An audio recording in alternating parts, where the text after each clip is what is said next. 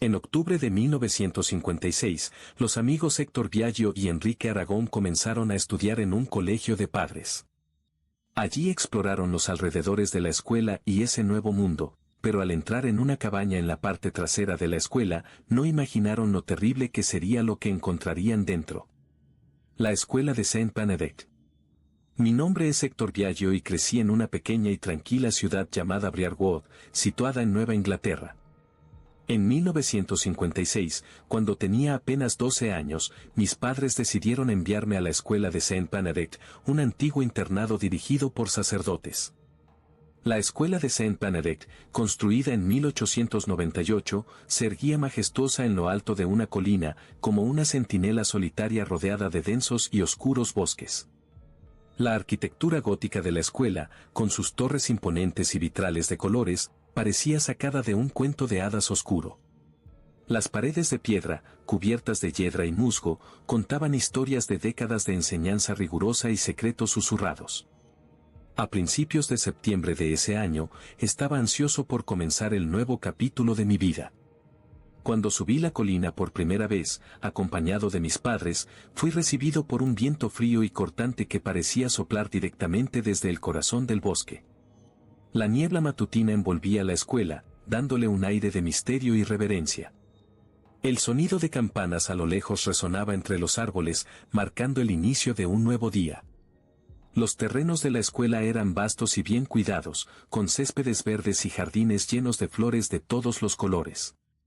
Sin embargo, había algo inquietante en el aire, una sensación de que aquellas antiguas paredes habían presenciado eventos que nunca debían ser revelados. Al entrar en el gran salón principal, con su techo alto y candelabros antiguos, fui recibido por el padre Matías, el director de la escuela. Era un hombre alto y delgado, con un rostro severo y ojos que parecían penetrar el alma. Acompañado por otros sacerdotes, el padre Matías nos condujo en un recorrido por la escuela. Pasamos por largos y oscuros pasillos, cuyas paredes estaban adornadas con retratos de antiguos alumnos y sacerdotes que habían dedicado sus vidas a la institución. Las aulas eran austeras, con pupitres de madera oscura y pizarras llenas de fórmulas matemáticas y citas bíblicas. En el dormitorio, las camas alineadas y los baúles a los pies de ellas indicaban la simplicidad y la disciplina que nos aguardaban. Mientras mis padres se despedían, no podía dejar de sentir una mezcla de excitación y aprensión. Los primeros días. En los primeros días, la vida en la escuela de Saint Benedict parecía seguir un ritmo predecible y tranquilo. Los sacerdotes, liderados por el severo e imponente padre Matías, imponían una disciplina rigurosa, pero no injusta.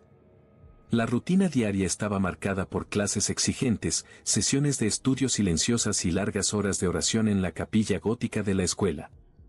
El padre Matías, con su mirada penetrante y voz autoritaria, aseguraba que cada alumno siguiera las reglas al pie de la letra, manteniendo un ambiente de orden y respeto. El primer día, conocí a Enrique Aragón, un chico enérgico y aventurero, apenas un año mayor que yo. Tenía el cabello rubio despeinado, ojos azules brillantes y una sonrisa traviesa que sugería un espíritu indomable. Enrique y yo compartíamos el mismo dormitorio, y fue allí donde nuestra amistad comenzó a florecer.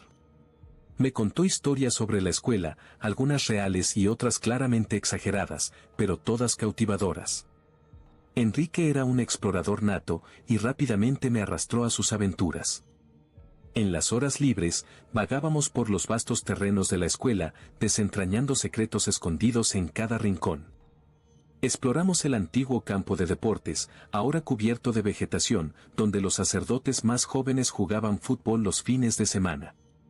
Nos adentramos en la biblioteca, un lugar oscuro y silencioso, repleto de libros antiguos que exudaban el dulce olor del papel envejecido.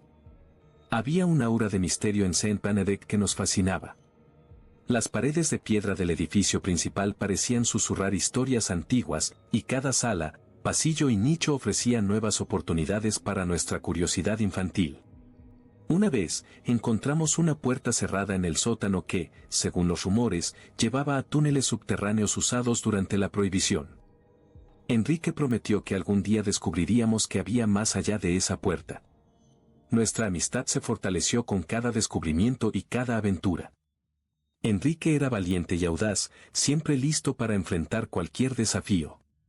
Yo, por otro lado, era más cauteloso, pero su energía contagiosa me impulsaba a seguir adelante. Juntos, éramos una dupla imbatible, desentrañando los misterios de la escuela con entusiasmo y, a veces, un poco de imprudencia. El extraño descubrimiento. Una tarde, después de una larga y tediosa clase de latín, Enrique y yo decidimos explorar el denso y misterioso bosque que rodeaba la escuela. Los antiguos árboles, con ramas retorcidas y hojas oscuras, creaban una sombra perenne, haciendo que el aire fuera fresco y húmedo. Era un lugar al que pocos alumnos se aventuraban, pero nuestra curiosidad siempre nos llevaba más lejos de lo que debíamos. Mientras seguíamos un camino estrecho y casi imperceptible, avistamos algo inusual. Escondida entre los árboles y casi completamente cubierta por vegetación, estaba una pequeña cabaña de madera. Sus paredes estaban hechas de troncos antiguos y desgastados, y el techo estaba parcialmente colapsado. Las ventanas, cubiertas de polvo y telarañas, reflejaban la luz del sol poniente de manera siniestra. Con los corazones acelerados por la emoción del descubrimiento, empujamos la puerta de madera, que se dio con un chirrido largo y prolongado. Adentro, la oscuridad nos envolvió, pero pronto nuestros ojos se ajustaron y comenzamos a explorar el interior. La cabaña estaba llena de viejos libros polvorientos, apilados desordenadamente en estanterías torcidas. Los títulos, escritos en lenguas antiguas y desconocidas, exudaban un olor penetrante a moho y envejecimiento.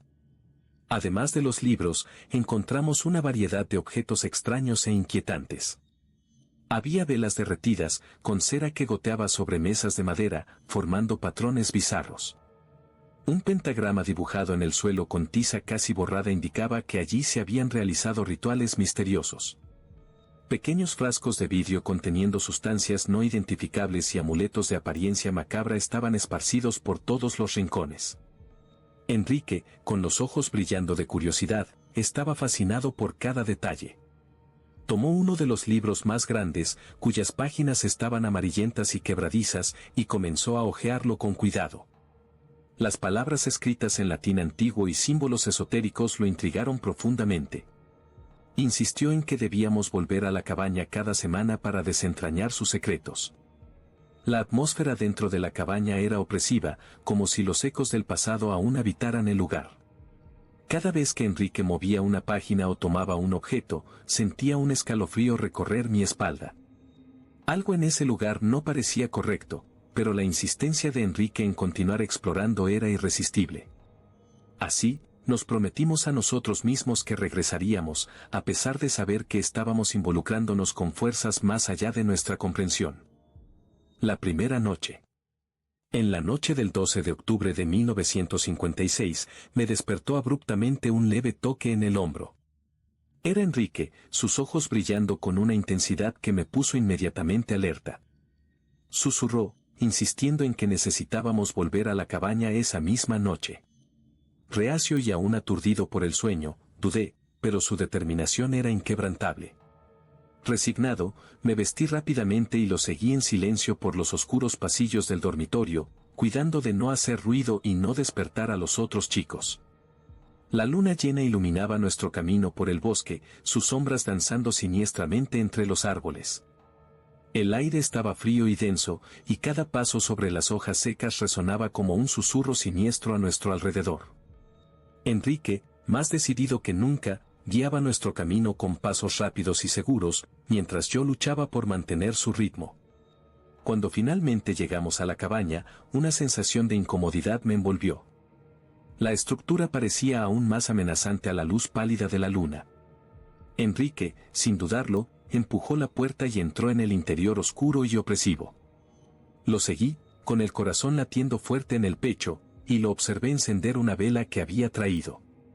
La llama temblorosa lanzó sombras grotescas en las paredes, revelando los libros antiguos y los objetos extraños que ahora nos eran familiares. Enrique tomó uno de los libros más voluminosos y comenzó a leer en voz alta. Su voz reverberaba en la pequeña cabaña, llenando el espacio con palabras antiguas y enigmáticas. Observaba en silencio, sintiendo una creciente inquietud. Las palabras que pronunciaba parecían cobrar vida, y la atmósfera en la cabaña se volvió cada vez más sofocante. De repente, un viento helado sopló por la cabaña, apagando la vela y dejándonos en completa oscuridad. Un susurro indistinto, como una mezcla de voces antiguas, llenó el aire a nuestro alrededor. Podía sentir la presencia de algo que no podía ver, algo que nos observaba con una malevolencia silenciosa. El miedo se apoderó de mí, y agarré el brazo de Enrique, tratando de convencerlo de salir de allí inmediatamente. A la mañana siguiente, fuimos llamados a la oficina del padre Matías. El ambiente austero de la oficina parecía aún más intimidante a la luz del día. El padre, con su postura rígida y mirada severa, parecía saber exactamente dónde habíamos estado. Su voz era baja, pero cargada de autoridad mientras nos advertía severamente que nunca más volviéramos a esa cabaña. Había un conocimiento oscuro en sus ojos, algo que no estaba dispuesto a compartir, pero que claramente lo perturbaba. Enrique, sin embargo, parecía más curioso que nunca. En lugar de ser disuadido por la advertencia del padre Matías, su determinación solo se fortaleció. Estaba convencido de que había más por descubrir, algo que los sacerdotes estaban tratando de esconder. Y así, a pesar de la creciente sensación de peligro, Enrique planeaba regresar a la cabaña, atraído por el misterio y lo desconocido como una polilla a la llama. La desaparición de Enrique. En la noche del 31 de octubre, una inquietante sensación de déjà vu me envolvió cuando Enrique me despertó nuevamente.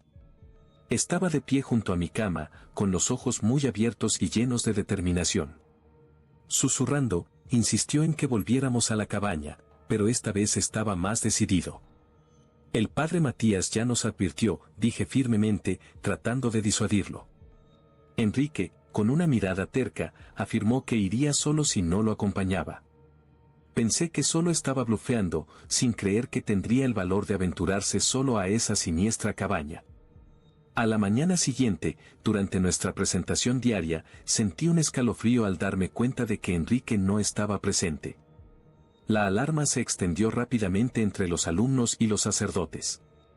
Buscamos por él en toda la escuela, revisamos cada pasillo, cada aula y cada rincón oscuro donde podría haberse escondido. La tensión era palpable. Nuestra última esperanza nos llevó a la cabaña, pero no había señal de Enrique. Ninguna huella en la tierra húmeda, ningún signo de lucha o de su presencia. Era como si se hubiera evaporado. La preocupación se transformó en pánico cuando todos los alumnos fueron llamados al salón principal. El padre Matías, con un semblante grave, anunció que Enrique estaba oficialmente desaparecido y que todos debían cooperar con la búsqueda. La policía local fue llamada e inició una revisión minuciosa del bosque. Hombres con linternas y perros rastreadores revisaron cada centímetro del terreno alrededor de la escuela. Pero, a pesar de los esfuerzos incansables, no se encontró ninguna pista. Enrique había desaparecido sin dejar rastro. En los días siguientes, una nube de desesperación se cernía sobre Saint Benedict. Las clases continuaban, pero la ausencia de Enrique se sentía por todos.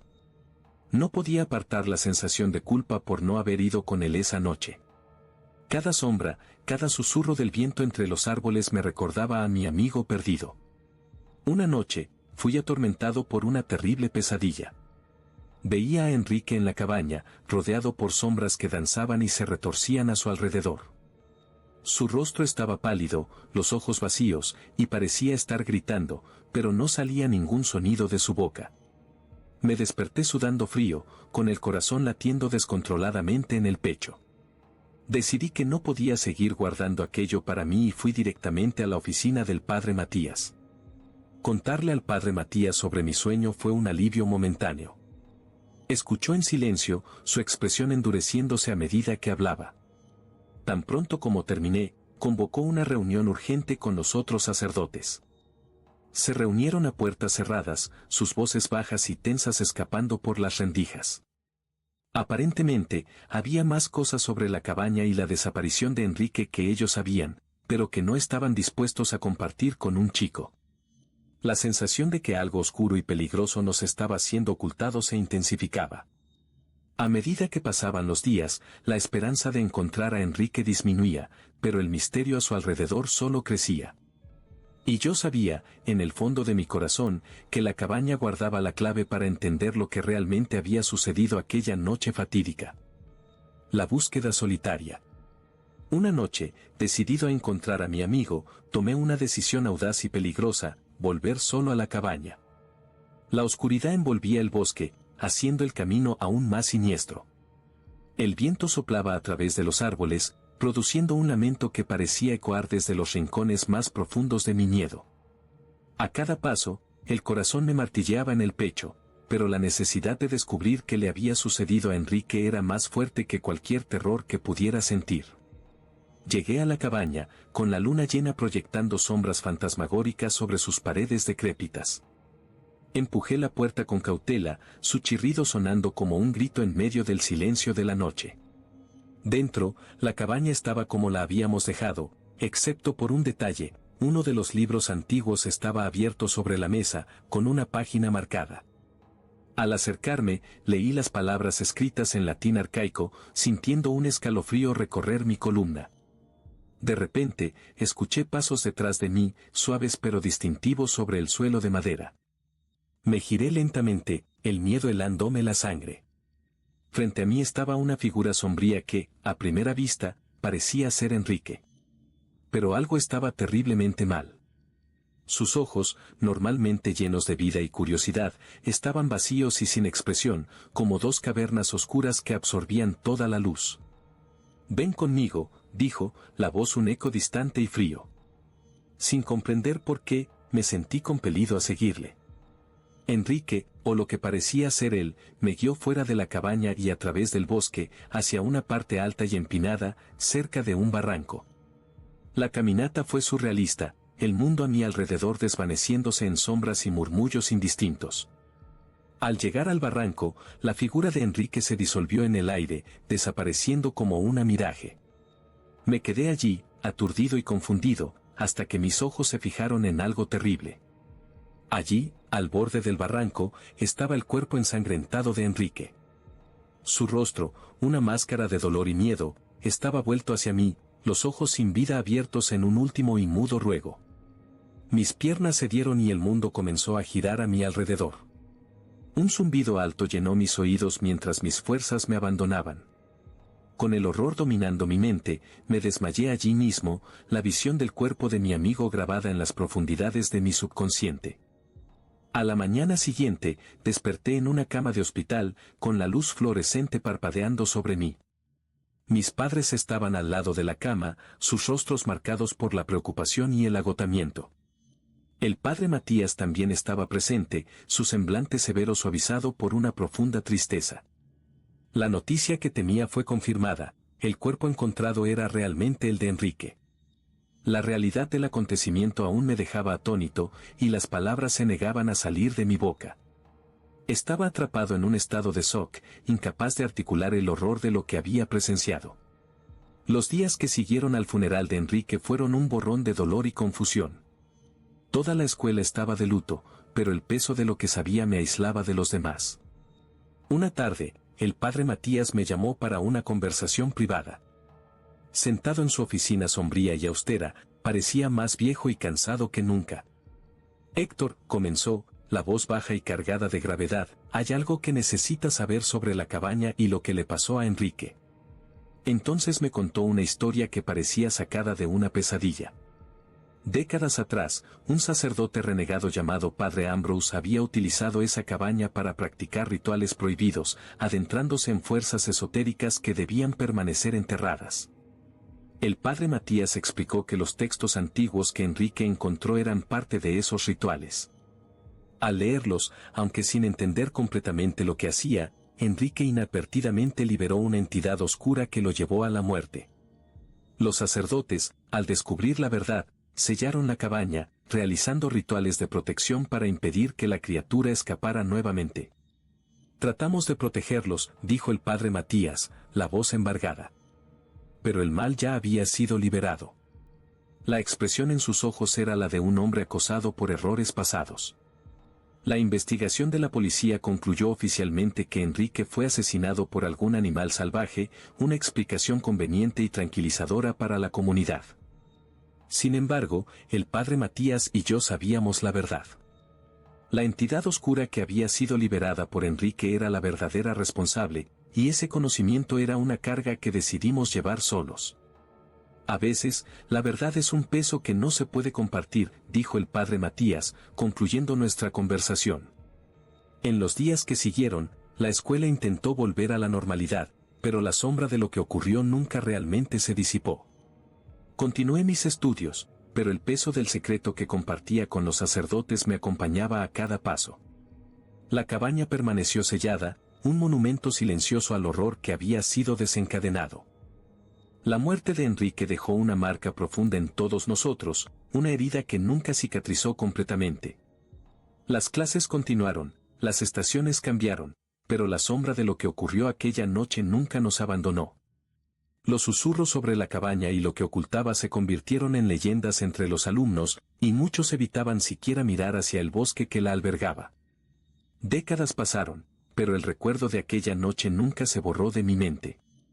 El tiempo avanzó implacablemente, transformando niños en adultos y adultos en ancianos.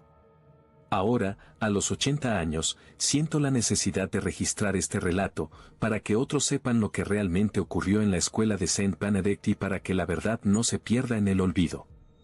Escribir sobre Enrique desata una torrente de emociones. Él era más que un amigo, era un hermano, un compañero en las aventuras y los descubrimientos. Su ausencia dejó un vacío que nunca fue llenado.